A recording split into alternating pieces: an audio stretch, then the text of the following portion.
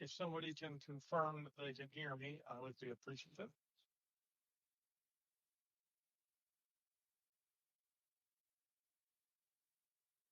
Can you guys hear me now? Everything's coming through okay? Hmm. Okay, it should be a little bit better now. Um, I forgot my headphones were still connected. Yeah, okay, there we go. Cool. Let's see, who am I gonna pick on today? Um, I'm gonna pick on somebody. Um, oh, there's Funny Farm Aaron. I told you, Funny Farm, you should come to the live sessions. They're much more entertaining, I promise. Um, okay. So let's see. Let me get my all of my stuff going here, um, so that we can have our talk.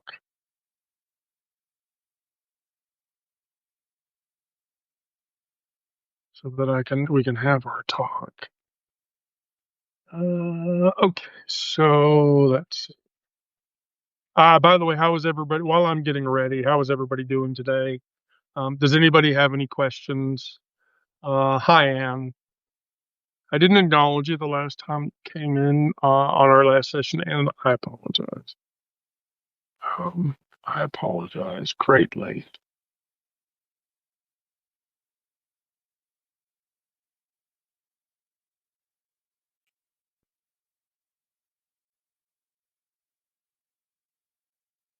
Here we go. Okay. Yeah. Questions. If anybody has questions, please feel free to ask them um, at random times. You know what?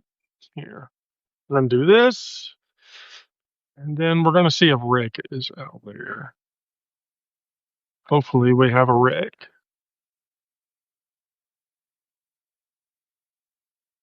Oh.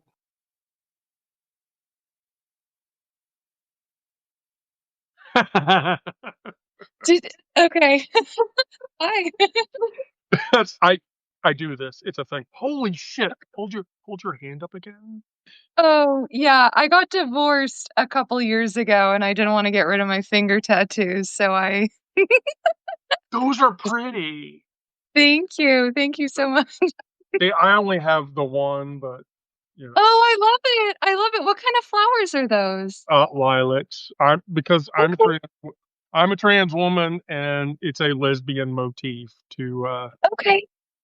Yeah, it's a lesbian motif to because I'm in a relationship with another trans woman. Okay. So I first time you've ever been on a live session. So for 5 minutes, can literally talk about whatever the fuck it is you want to talk about, and Okay. ask me whatever random question you want. Oh, and then I'm gonna do this because this my other friend is really fun. Okay. So 5 minutes, talk about whatever you want, and you can literally ask me any question. Okay. Whatever I want.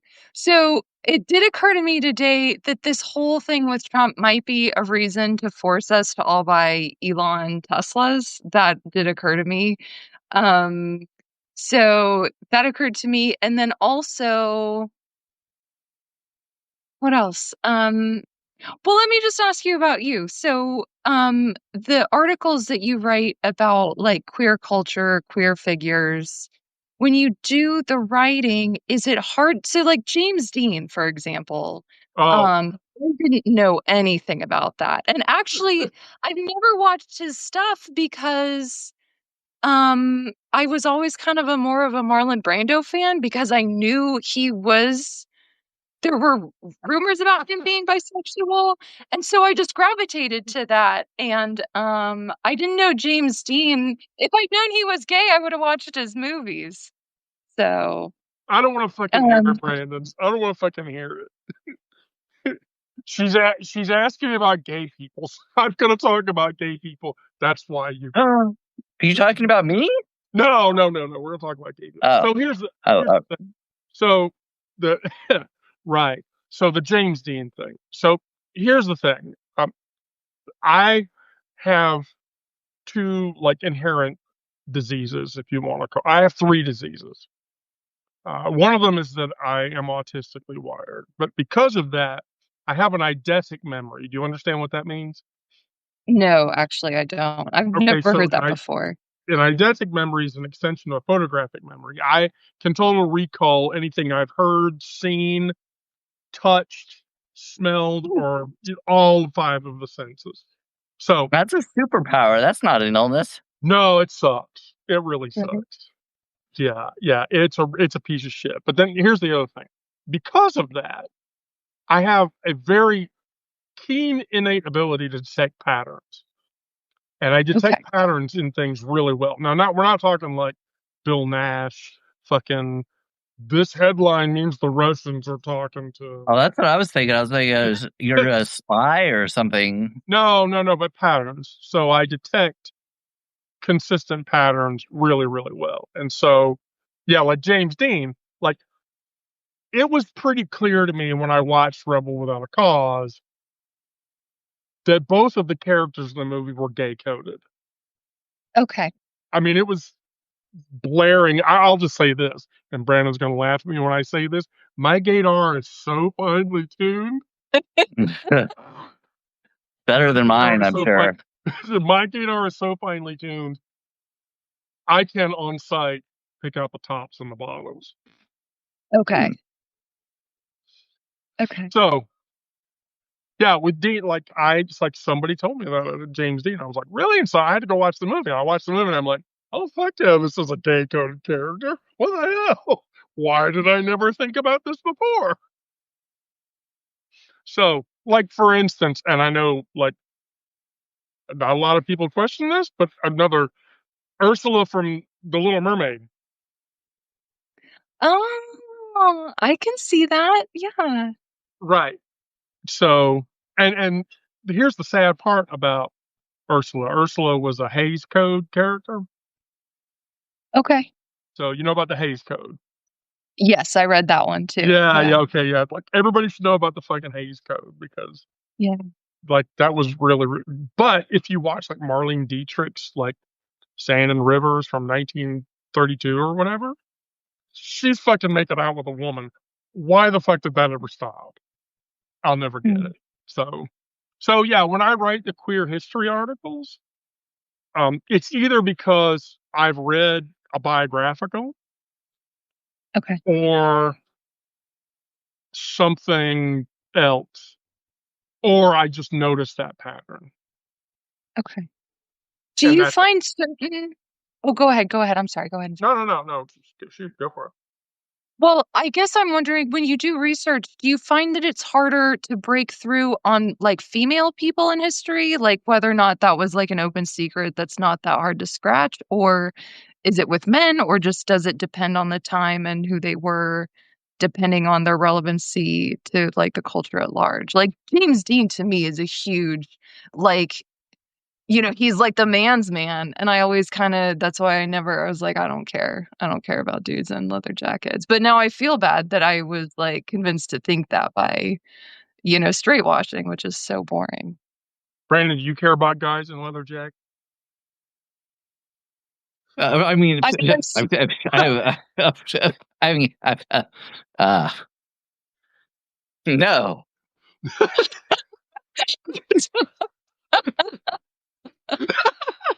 I'm sorry.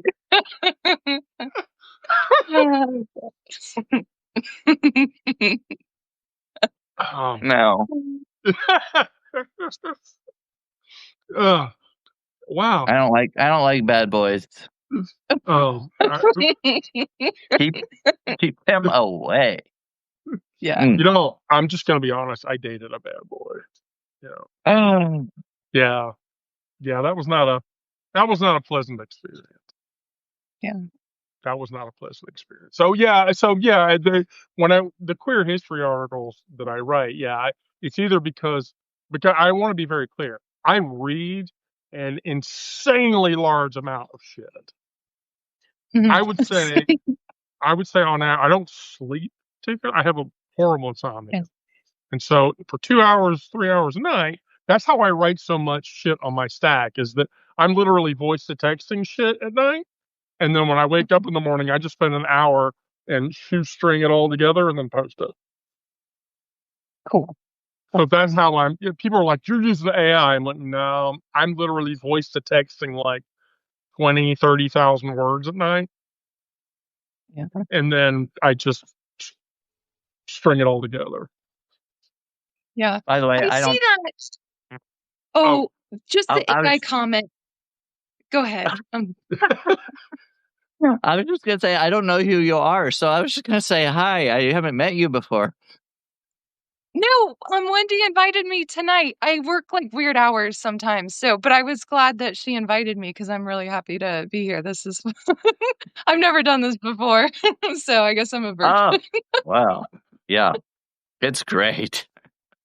so Yeah. I should just point out that that today, Funny Farm Aaron told me that she's eternally devoted to our publication, and I was like, I am. nobody's ever I told am. me that before. Really? Eternally. I mean, you can't get better than that. Yeah.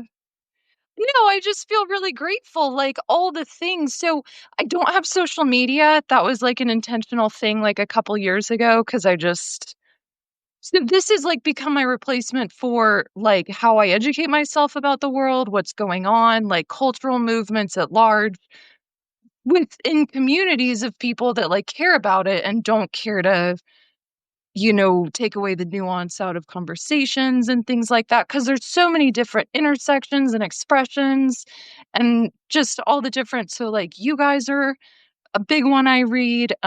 There's a couple others, but I feel so much more informed and engaged. And even though the world is complicated, it feels like people here are talking about it in a way that I can relate to, even though I feel like I'm kind of just like peeling back layers sometimes on internal queerness, on gender fluidity. Because as a kid, I wasn't really allowed to express it and I mask it well enough. But reading it and listening to other people's experience just really helps me find who I really am. And I hope that that's other people's. I mean, I think it's other people's experience here too, but it wouldn't be possible if it weren't for stumbling on your blog, reading the different histories, and then fighting whatever the fuck is going on with the stupid shit that's running the country.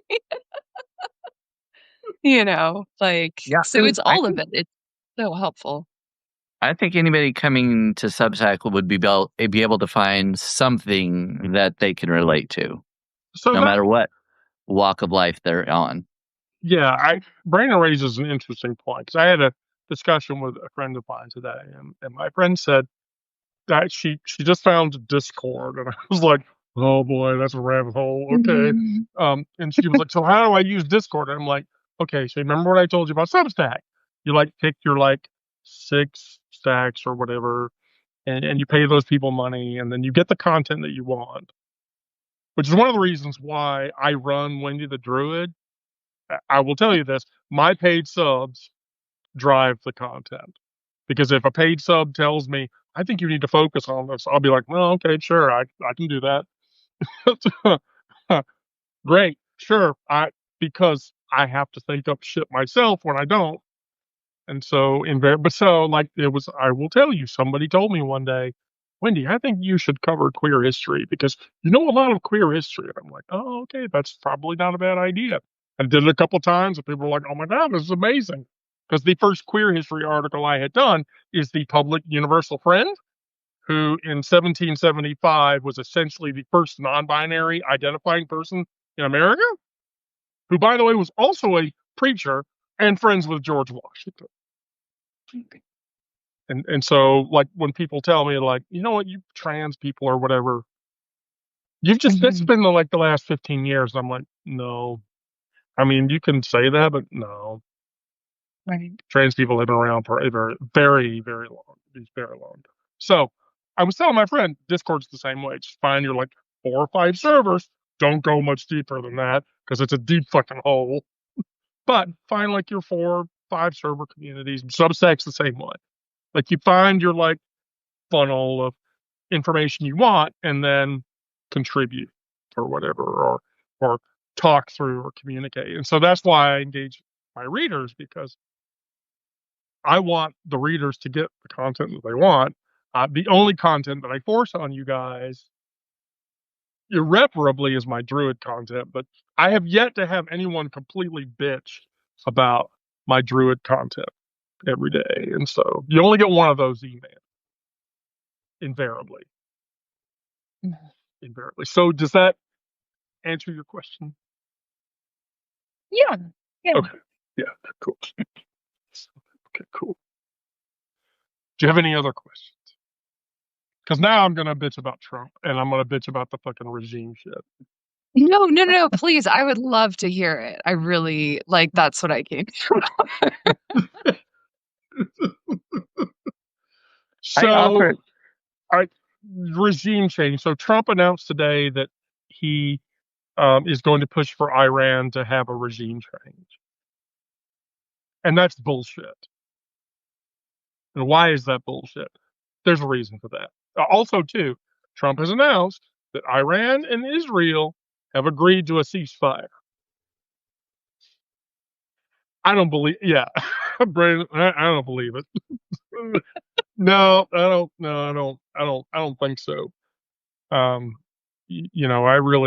I really just don't. So let me put this into perspective for you. So the U.S. government, since World War II, has toppled, and I'm going to belt these off: Iraq, Afghanistan, Libya, Syria, Guatemala, Indonesia, Cambodia, Cuba, Chile, Panama, and probably 15 other countries, of which they forced regime change in 60% of those,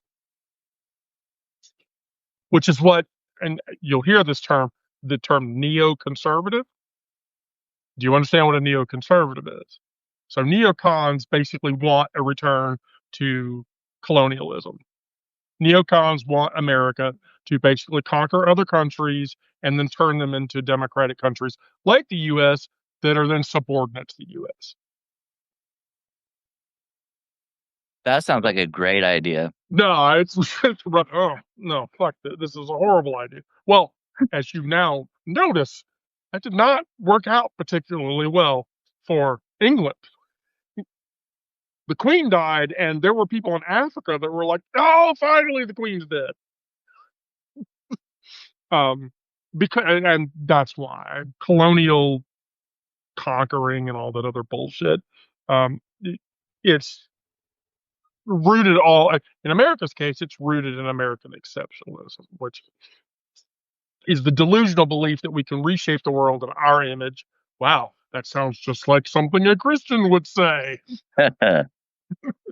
Um, but it's the geopolitical equivalent of drunk frat boy thinking, like the drunk frat boy that like he's the rich kid and he always has the pizza and beer money and everybody puts up with him because he has the pizza and beer money, but then he says, I have all the pizza and beer money. We're gonna do what I want to do. He's that guy. That's the US. And so we learned nothing from this at all. I mean, in 53, the CIA orchestrated the coup against Iran's democratically elected Prime Minister Mohammed. And they installed Reza Pahlavi in his place. And it was a brilliant move up until the late 70s when the Islamic revolution happened. Because before that, like in 75, women walked around Tehran with skater dresses that were knee length and they were allowed to show their faces and women were treated, not objective, not as objects or any of this other bullshit. And then the Islamic Revolution happened in 79 and that was all erased completely and it turned into a theocratic state. And we all know that theocracies don't work. Now, the core of this becomes um, the math. Um, so we watched Bush try to do that to Iraq. Iraq and Iran are entirely different entities. Basically, Iraq and Afghanistan together is a population of 50 million people and roughly about 400,000 square miles of land. And we barely contained Iraq after the Iraq War. And I wouldn't say contained because now the geopolitical situation in Iraq is much worse.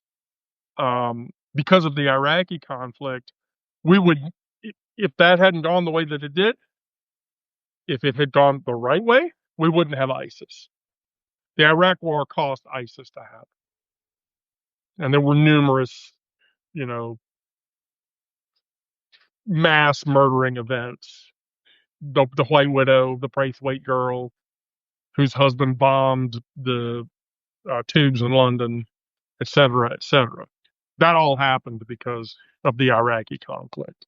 Um, but Iran has 88 million people and has almost 700,000 square miles of country. Um, that's not going to go well if they try to shift the regime. I mean, it's too much. You're going to have to put boots on the ground. And the only way to do that is to draft soldiers to make that happen. Well, Trump tried to do it with Greenland and Canada. He put his foot in the water.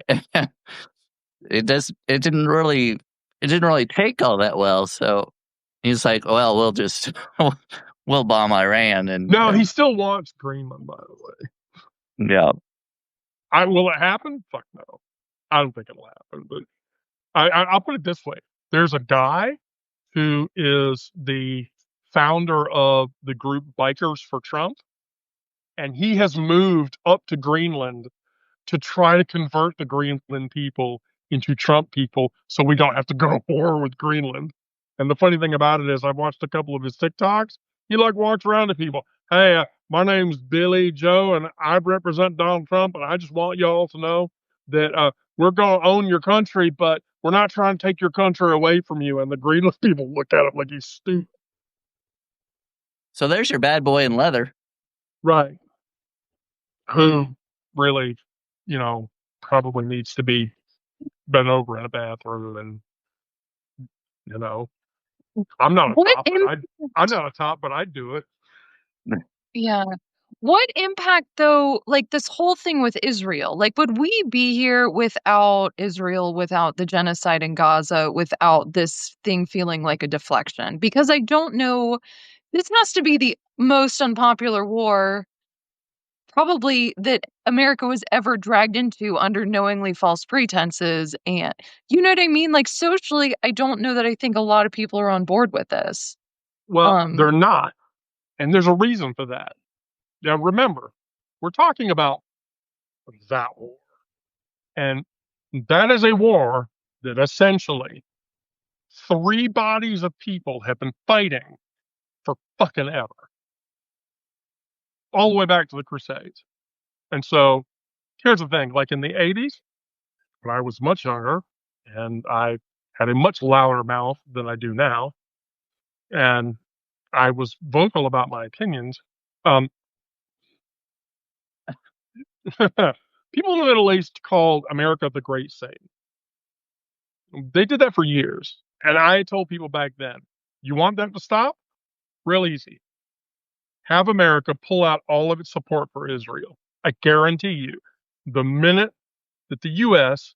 leaves having anything to do with conflict in the Middle East, all of those countries will stop with the great Satan, America's the great Satan bullshit, because that's why they're doing it. And let's be fair, before the Jewish occupation in 49, after World War II was over, there were still remnants of the Ottoman Empire. Because remember, the Ottoman Empire ruled all of Israel in the time, before that, 15, 16, 1700s. And why people don't realize, that's why there's no true Palestine. That's bullshit. There's no true Palestine. That's bullshit. No. A sliver of that land was given to people because of the fucked up shit that happened during World War II. And then the Israeli state decided, let's just push all of the Arabs who were here almost indigenously before us, and then it's ours. You need to get the fuck out. No, no, I'm sorry. It doesn't work that way. And here's the funny thing: a lot of the geopolitical and geosocial shit that happens in that region. For instance, I've not a lot of people know this. Like 70% of the country of Jordan is Christian and Jewish. Its Arab population is actually very small versus Syria, which is predominantly Islamic, versus Turkey, which has a large Islamic population, but they have larger pockets of other faith entities attached to it. People have this belief that essentially, like Israel is this little sliver of Christianity and Judaica in a sea of, you know, Islamic believing people, and it's bullshit. That's bullshit. That's bullshit. You know, so this whole like we're the underdog and they're gonna beat up the now. Give me a fucking break, please. So I yeah, was watch. well, what? Oh, sorry. I was watching a video with Walter Rain this morning with I can't remember the guy's name. It had something to do with he knew about nuclear nuclear capabilities and everything, and he was saying he had serious doubts that Iran even actually had nuclear capabilities, which sounds a little familiar. Like they were, uh, they found weapons of mass destruction. You know, So the Trump administration has admitted earlier today they don't actually know where it is that Iran is enriching uranium. Hmm. They bombed like 4 installations, wiped them off the face of the fucking map, and then Hegseth and Trump come out and say, "Well, we don't actually know where they're enriching uranium, but just in case, but just in case." I mean, err on the side of caution, right? Right. Yeah. Yeah, exactly. Yeah, exactly. Well, if they were, they aren't now. Just like, what's it, Rocket Man, who can't get a missile to go like 500 feet up in the air before it falls over? Kim Jong Un or whatever. Oh yeah, right. Rocket Man. Yes. Rocket Man. No, I didn't mean Elon Musk. He's an idiot too. But Well, I immediately thought of Elton John. oh god, Yeah, I did too. I didn't even I was think like, about it. Elon Musk. boy, are you that much of a Gen X for Brandon? Jeez. maybe a little bit. You know he lives in my town occasionally, right? Ooh, aren't you lucky? Well, I live like in East Atlanta or whatever. So yeah, like if you go into Buckhead, especially during the wintertime, if you go over to the Velvet Taco place, which by the way is my favorite taco joint in Atlanta because that's the best euphemism ever.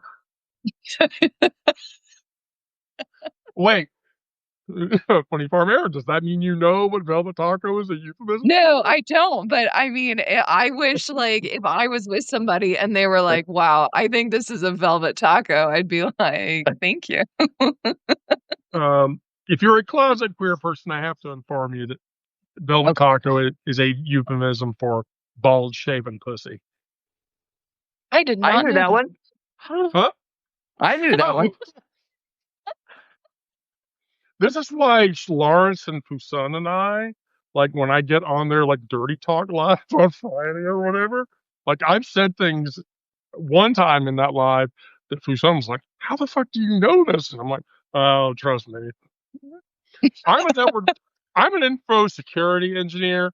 I've seen things that can never be unseen. Like, for instance, and I'm gonna say this, the goat if anybody knows about the Goatsy Man. Oh, right, okay.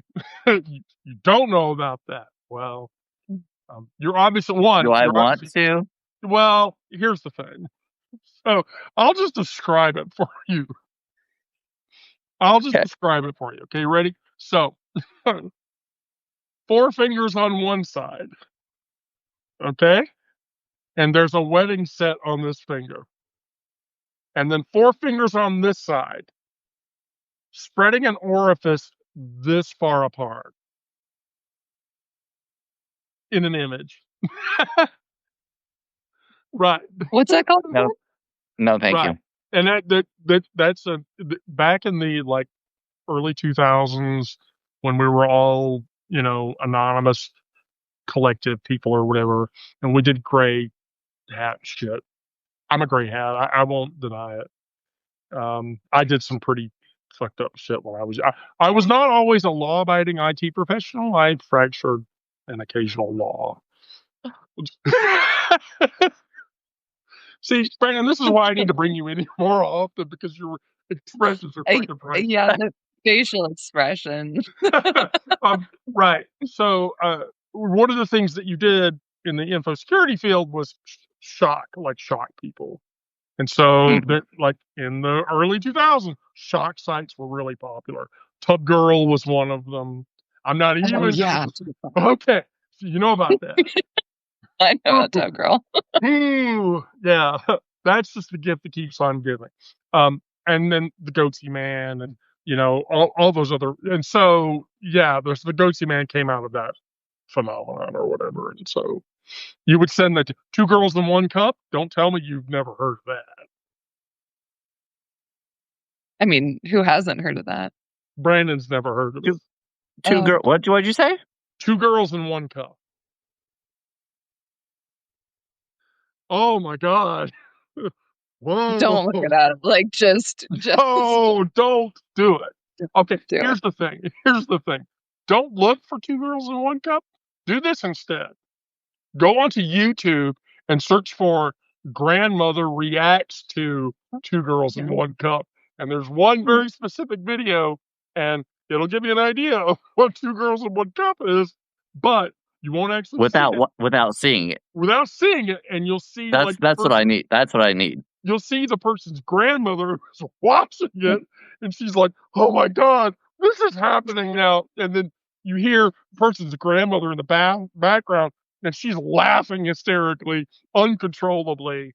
And so, yeah, but it's like if you actually watch the video, yeah, it's probably would be the most disgusting thing that you would ever see in your life, and I'm not going to be responsible for that. Thank you, thank you. Yeah, I'm not. I don't need that. No, so right. So that's how that phenomenon happened. So yeah, so Elton John lives in Atlanta. So during the wintertime, if you're in Buckhead, because his penthouse is dead in the middle of Buckhead, you go over to Velvet Taco on the weekend. Sometimes you'll see him in there or whatever. There's a lot of famous people live in Atlanta, but a lot of famous gay people live in Mm. Atlanta. So anyway, back to uh, the regime thing. So part of the irony is that Bibi, we all know who Bibi is, right? The who? Netanyahu, Oh yeah, Bibi, yeah, yeah. yeah, Bibi. Um, he would actually prefer that Iran live in Libya-style chaos. And do you know why? Because if Iran lived in Libya-style chaos instead of being a democratic state where democratic people ran the country, then Iran couldn't stand against Israel and its intent. A democratic Iran could actually probably stop Israel from attacking Gaza, and so it's in Israel's interest for for Iran to be like disjointed and not working and tribal and all this other shit and not organized because an organized Iran could actually probably stop Israel from doing what it's doing. And so, which leads us into why does this keep happening and why the fuck do we just not learn? Um, it's disturbing that we repeatedly make the same catastrophic mistakes over and over and over again as a country. Um, the thing that sort of begs the question is why we're constitutionally incapable of learning from our own history that we would just keep doing this over and over again. We would just keep reinitiating the same conflict every time over and over and over again because, I mean, learn from your mistakes, right? Maybe we don't. But Trump saying there's going to be a regime change, that's bullshit. It's not going to work. Basically, we'll have boots on the ground in Iran the same way that we did with Iraq for, I don't know, a year, 2 years, 3 years. We'll have to evacuate like we did with Afghanistan. And then all the shit that we worked for to cause the regime to shift over will just fall completely apart and it'll go back to whatever it was before. You know, Sounds Trump productive. initiated the exit from Afghanistan and then the Taliban appeared again.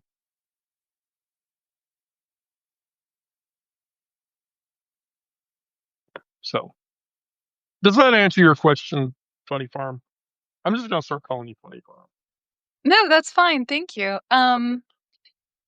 It's, I feel like this situation's a lot more complex because Trump doesn't know what he's doing. And I don't know how much even people in the administration really know. Like, I mean, Hegseth doesn't know. Like, these people aren't serious politicians. They're not serious students of history. They're not serious.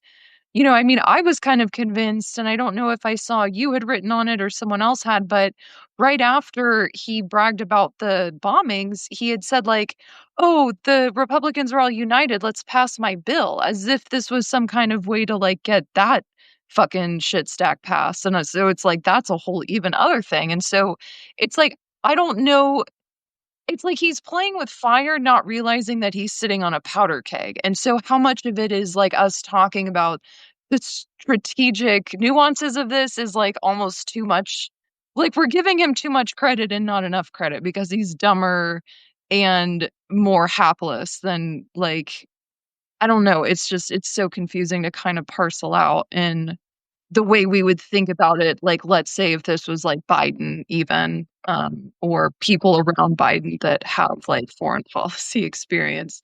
And no, I mean, so this is the thing about Biden. Years ago, I saw him speak at a university forum on like the Iraq war, and I couldn't believe actually how articulate and intelligent he seemed about the different groups in the Middle East. Like you had mentioned Jordan being a majority Christian and Jewish nation. Like he knew all these different nuances about tribal alliances, about the impacts of World War II, where French lines ended and British, like all this stuff. And I remember thinking when Obama picked him to be vice president, I was like, this is perfect, right? Hindsight being 20, but just in that moment. And now we're where we are. And I feel bad saying it because Biden was so problematic, but it's like, I wish we had Biden again. Like, how sad is that? Or like, it's like, oh, maybe George Bush in Iraq wasn't that bad. I mean, so to your point, we keep repeating the story, but then the main characters become worse and worse and worse. So I don't know. I have a lot of fear about where this is headed.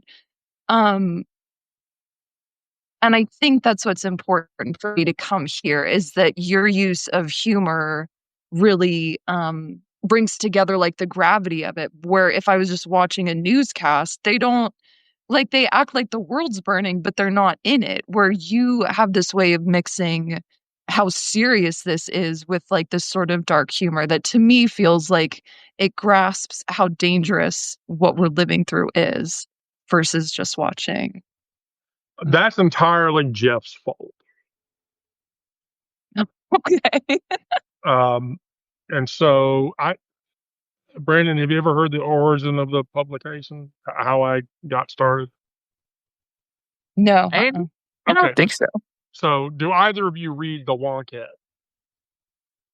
Wonket. I've I think I've I've heard gone it. to it before. I think I've heard of a lot about it, but I don't know if I've really. So, the Wonket is the old Gawker Media Group.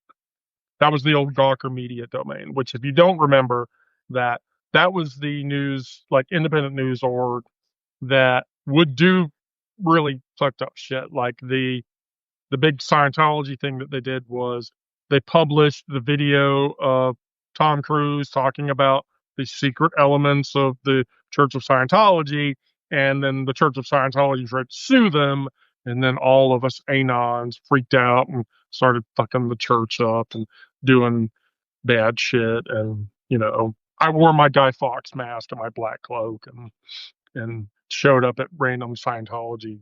Anyway, so if you're a Scientologist, I'm sorry, I apologize for offending any of you, but so I wrote some gay piece about it was a piece about where the fuck are we gonna go if shithead becomes president?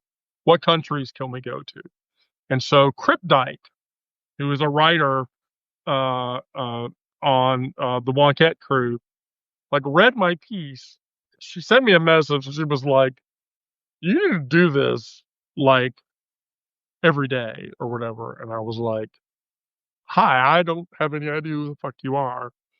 And I had been on Substack for like a year, but I was a reader. I wasn't a serious writer, but I just felt compelled to write that piece. And so um, I was talking to Crip Dyke for like a month or whatever. And so she's like, "No, you should just do this every day." And I was like, "Oh, well, okay." And so then, yeah, what I found was that I have a weird ability to vividly write about shit.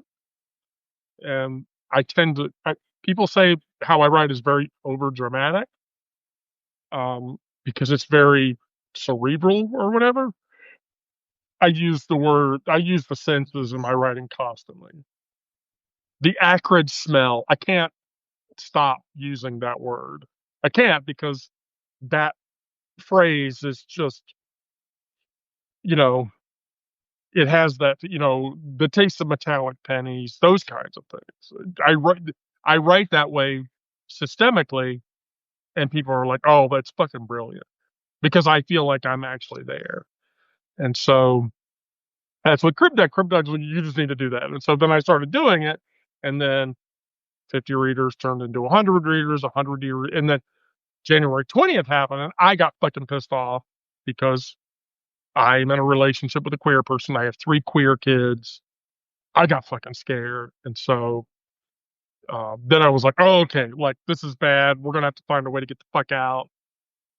I wrote a bunch of shit about that, and people loved it. And then my 100 subs turned into 1,000, and then I took on like 15 paid subs, and I was like, wow, maybe I can do this. I could. This is a thing. I mean, people want to listen to me talk or reason through these things. Maybe I can just do this. Well, in March, I maybe you've not heard this. I know Brandon, you've heard this. I was fired for being a trans woman. Um, I was fired for creating a toxic work environment with a Christian coworker who went to HR because I'm trans. And because and here's what did it. I have a very maternal instinct. I have a gigantically huge June cleaver fetish. I love to cook. I love my kitchen. I love all those. Yeah, I'm the trad wife without the Christian bullshit attached to it. Yeah, I'm the cool trad wife, not the bitchy Gwen Stefani. I won't go to No Doubt concerts anymore because she's a fucking Christian trad wife now. I'm the cool trad wife, not the disgusting one, or whatever. And so this coworker and I were talking one day, and he's like, "Oh God, my stomach's upset." I was like, "Oh, it's very easy. Get you some ginger chews, drink like mint tea, and then brats your diet. So banana rice, apples, you know, until you can, and do that slowly." And I sort of, went through, and that was it. That caused him to go to HR and say I was trying to be his mom. And I created a toxic work environment. Mm. And so, right. Well, so then that's been 2 months, and I'm still actually looking for a job to work. But that's the thing. I won't stop producing content because I have, don't laugh when I say this, almost 1,300 items of content. And I've been doing it since September of last year. So in a year, I'm probably going to hit between 18 and 1,900 articles of content, which people have been begging me to wrap up into a book. The biography that you're not supposed to read, don't fucking read it. Don't read it. If you, Don't. Aaron, if you read my biography, don't read it. It's very bad. If you read it, just don't read it. No, just you just read the first chapter and then just don't read the rest. If Craig were Because here, he would agree. Don't read it. yeah, if Craigers Okay. were in here, Craigers would tell you don't read it. Now I will say this: the My House of Pain. So if you look at the front page of the publication, there is a subheading in the liner sections. One of those is My House of Pain. That's the book, but don't go fucking read it. This might be kind of a personal question, and you Oh can no, tell me if it is. no, bad. Oh, here we go. When oh no, when you got fired from your job, like what just do you want to talk about that experience at all? I mean, I've been fired from jobs for just being like sort of negligent, and that really hurt my feelings, even though I kind of deserve it. But it was crushing. It would crush me. Yes and no, and here's why. I've worked in toxic environments before. Let me put that into perspective. So, Brandon, I'm going to use the rhymes with hag word here. Yeah. So, don't get mad at me for using the word. Oh, okay. But I was a consultant. I was an IT consultant for 3 years, and one of my customers was the Department of Energy. And so that meant Texas. That meant going to Texas, the Department of Energy, because their big facility was in Austin. Now, Austin is kind of like a dome. You know, if you go inside Austin, it's kind of an okay place. When you go outside of Austin, it's a different story. And so when I would go into their meetings, I would get fagged like during the whole fucking meeting, constantly. And Wow. so I have extremely boar hide, thick ass skin. So when people misgender me and you haven't heard the Kroger story, Aaron. I should tell you the Kroger story because that story's actually fun. And so yeah, like that shit. It doesn't bother. You're gonna have to try harder. Yeah, I'm 53 years old. You're gonna have to try a shitload harder to get under my skin. But uh, where I'm in a job where the four things that I give a shit about I'm doing, that yeah, it sucks. That's painful. And one of those things is I have a huge mentoring complex. I worked at Sage, the Peachtree accounting software people, for 2.5 years. And I was a principal engineer. So I had 7 guys. And okay, I'll tell the Kroger story. Just wait for it. Um, so I brought all those guys up.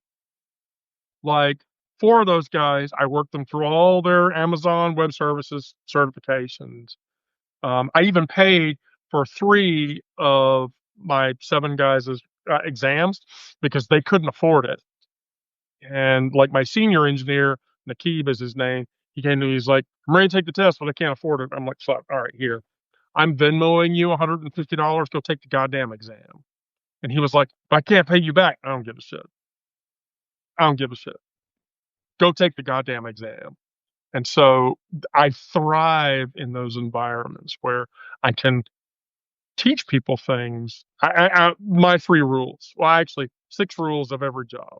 1, I want to know everything that everybody can know. I want to know everything that everyone knows. If everybody wants to know what I know, then I will gladly teach them. And then the other 3 rules are there are always people smarter than yourself. I've been in the IT industry for 30 fucking years. I've met people thousands of times way smarter, way brainier, and way more intelligent than I am. When you find those people, those are the fucking people that you collaborate with, and those are the people you learn from. And then the last 2 things that you should do in any job are crucial. And there are no stupid questions. And the only stupid questions are the ones you don't ask. And those are the ones that wake up C-level executives at 3 a.m. when everybody's pissed off and shit doesn't work. So when I'm in a job where those 6 tenets apply, then yes, I'm enjoying myself. I'm doing the thing that I want to do. And so at my previous company, that's what happened. Like they cut me off and I was doing the thing that I wanted to do. And so, yeah, that sucked and it was hurtful and painful. So, but the Kroger story, I lived behind a Kroger in the city of Marietta in Georgia. I live in Atlanta. So, um, I got out of my car. Now, I was a year into my transition and I was really hypersensitive about my appearance. So I always wore a wig, always did my makeup really good, and I wear dresses. I wear dresses about 80% of the time. Back then, I was wearing a dress every day. It didn't matter. And then I had like 4-inch stilettos, and so yeah, right. And so I got out of my car. Uh, Oh, Morgan, yes, I think I did. I will reply to you. So I got out of my car and I wasn't paying attention. And I took like 5 steps away from my car and I was like, oh shit, I forgot my purse. Turned around to walk back to get my purse. And there was this short little guy who on his van was MAGA shit all over it and or whatever. And he looked at me and he said, hey, I thought Trump was going to deport all of you fucking tranny fucking people or whatever. And I was like, so I walked up to him. Now, I want to be very clear about this. I'm 6'6" and I weigh 250 pounds. Now add 4 inches to that. Add 4 inches to that. And no, I don't mean the one between my legs, but anyway.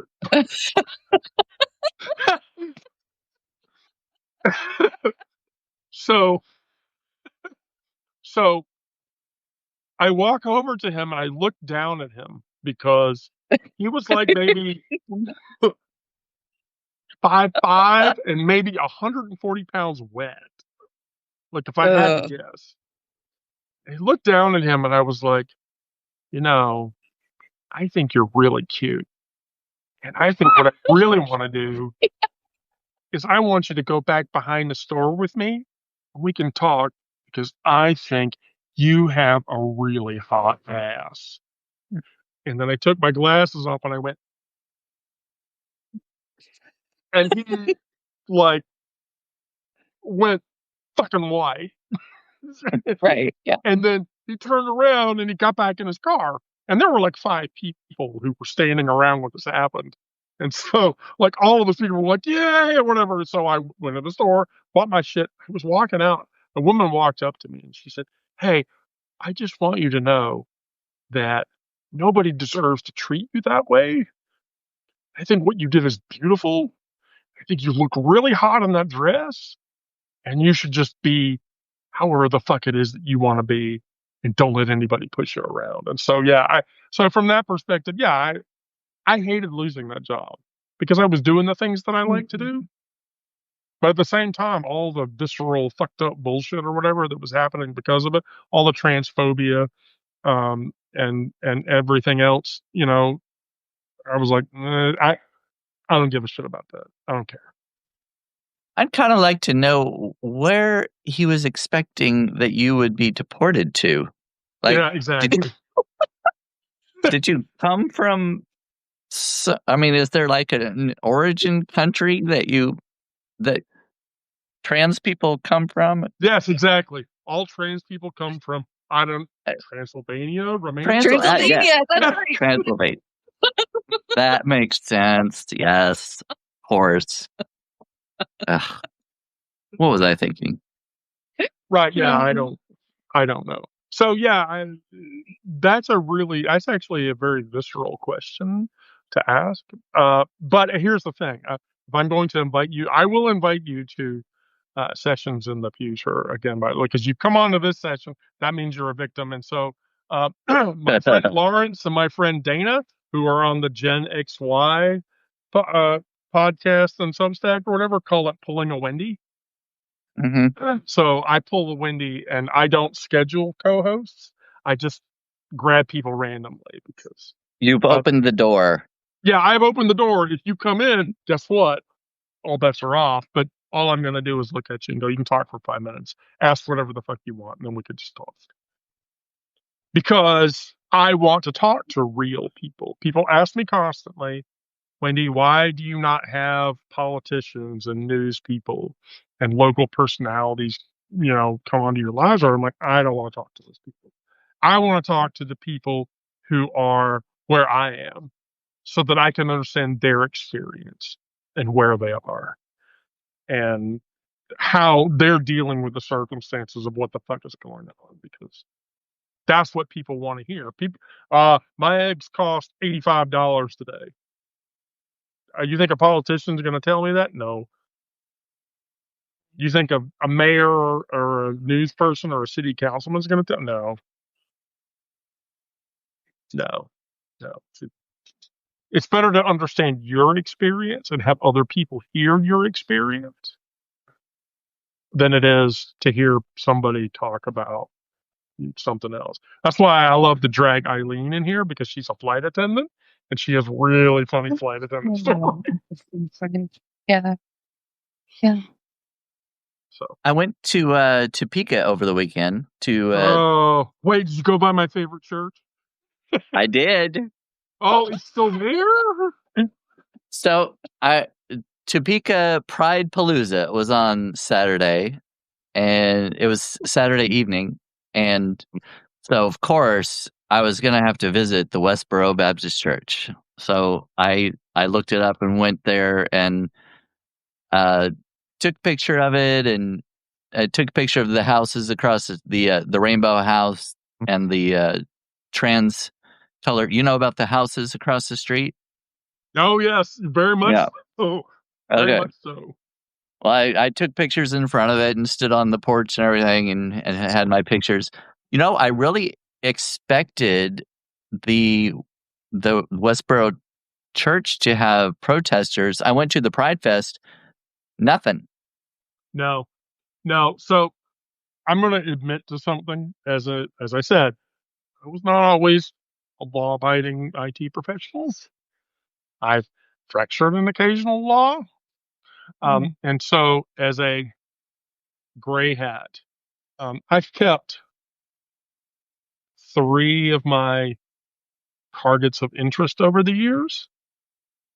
And so the church website is run on a vulnerable PHP build because they're using a PHP framework for the website, which is horribly MySQL vulnerable. Now, don't ask me why I know that. But the website occasionally goes down about every 45 days at 2:30 in the morning for a couple of days. Or somewhere around there. Yeah, just, or whatever. The mass resistance people are the other ones. Those are the people that are trying to take the rainbow back from the LGBT community because rainbows were created by God. Massresistance.org. It's very similar security experience. Anyway, so yeah, the last couple of times that I did lead up research on them or whatever, yeah, like there's literally only 12 people left in the church. Oh yeah. So after Fred Phelps died, Yeah. like people scattered. His daughter is still running the church with her husband, but I get this, they're all attorneys. Yeah, I read that a lot of them they were a lot into law and all that. And after he died, they kind of, I guess their heart wasn't in it anymore or whatever. They just weren't. I have a theory about it. And you're going to laugh when I tell you this, but I have a theory about it. So Fred Phelps, a little history lesson about Westboro. Fred Phelps was the leading segregation attorney in the state of Kansas back in the 50s and 60s. I read that. Yeah. So because of Fred Phelps desegregated Kansas as a state. I mean, he literally, that was his shtick. So here's the thing. Here's my theory. One, and this is a big conspiracy theory, but it's a false flag. The entire church is a false flag. That it's literally designed to just make churches look bad and to draw attention. Kind of in the same way, and I hate using this terminology, Lily Tino with her fucking rage bait TikTok bullshit, going into Disney, Disney World bathrooms and taking pictures, and the whole rage bait thing is fucking stupid. But that's what. On the other side, I think that what really happened to Fred Phelps is that Gage Park, which is on the west side of Topeka, has a viscerally large queer population. And I think he went into Gage Park one day and saw something, and it so disgusted him that it caused him to turn into what he turned into. It's one of those two. But yeah, you see there's like a huge wall around it. I actually have me with a standing. Someone took a picture of me in front of it. I'll have to find it, but yeah. Yeah, I was going to ask. I wasn't sure if you had been there before or not. Oh yeah. If you'd, yeah. Right after they built the super gay rainbow house right across the street, which it's still there. The Glad House or whatever. Oh my God, that's amazing. That's amazing. Thank you for confirming that, Brandon. I appreciate it. Oh yeah, yeah. I did it. I put an article. Well, I'm going to post an article tomorrow about it with my picture in front of it and everything. Oh, if you do that, please DM it to me. I literally will cross post it to my readers. I'll send it to my whole list because that's a picture people should see. Thank you. No. I make no mistake. If you're a writer, and I've told people this repeatedly, if you're writing shit, just send it to me. I have no problem cross posting people's stuff into my publication and hitting my whole email list with it. If it gets you more followers and shit, great. Just, if people ask about my stuff, just occasionally, not all the time, but occasionally say nice things. You can bitch about me like 80% of the time, but 20% of the time, yeah, I think she's okay. All right. Yeah, I don't think that's unreasonable. So, all right, well, we're at the top of the hour. Anything else?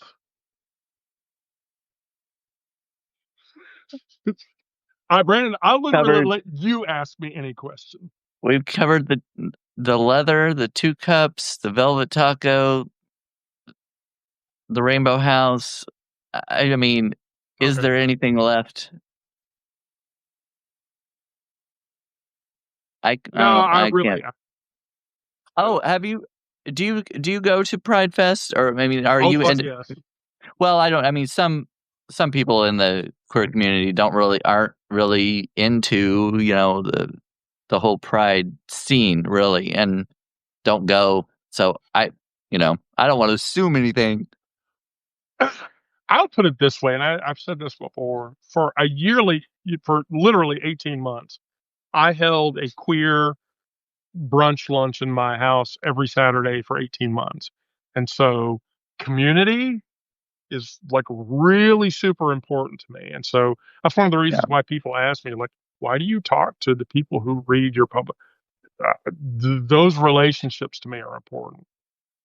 I will tell you, if you're a paid subscriber, I give people my signal. You get my signal if you become a paid subscriber. And so, like, talk to me or whatever. I mean, I'm a human being like everybody else.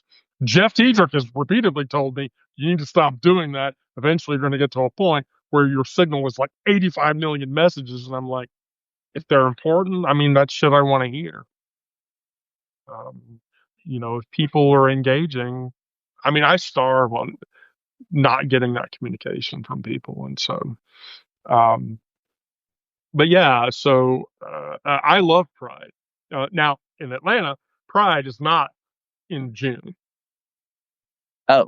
It is not. It is actually in October. And that's because the weather in Georgia in June is Well, horribly like really, yesterday. it's the same in Missouri too. I mean, June is Yeah. pretty hot. Oh, I mean, like yesterday here, it was 98 degrees and 100% humidity. That's yeah, that's too fucking hot. yeah. So, brother, I'm curious, Aaron, which locale are you in?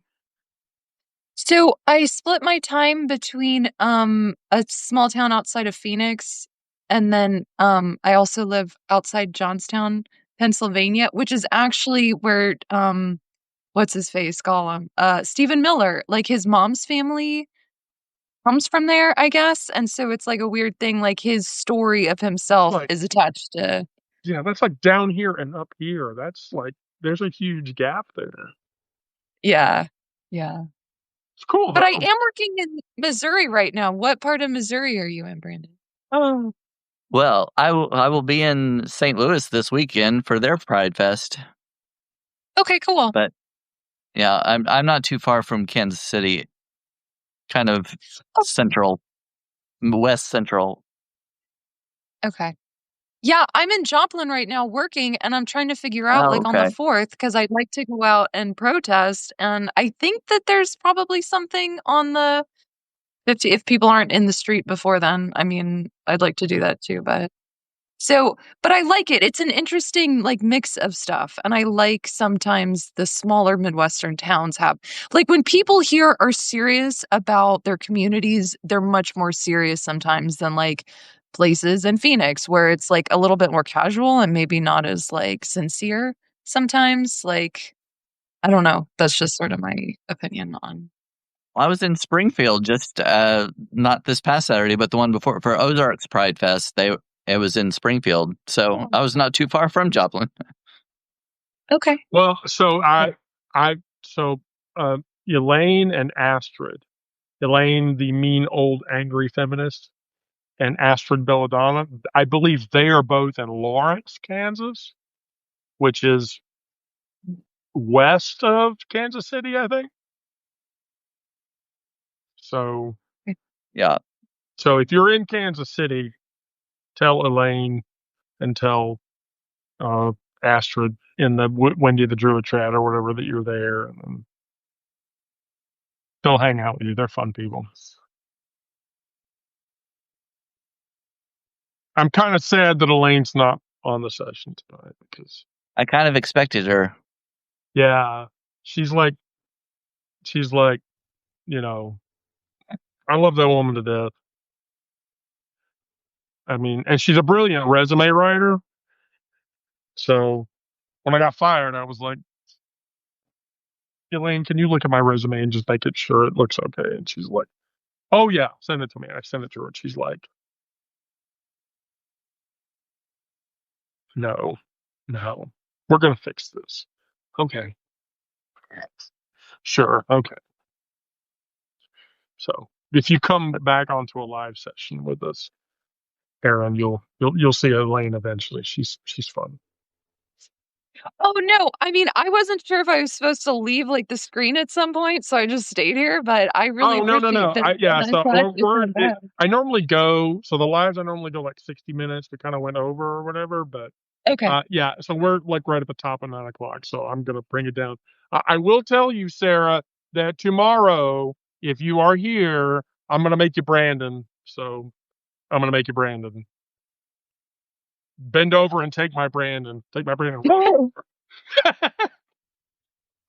Can you feel it? I'm feminine. I'm shocked. Oh, you're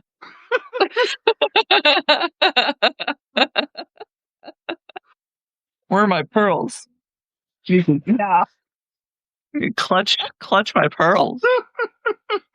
Oh.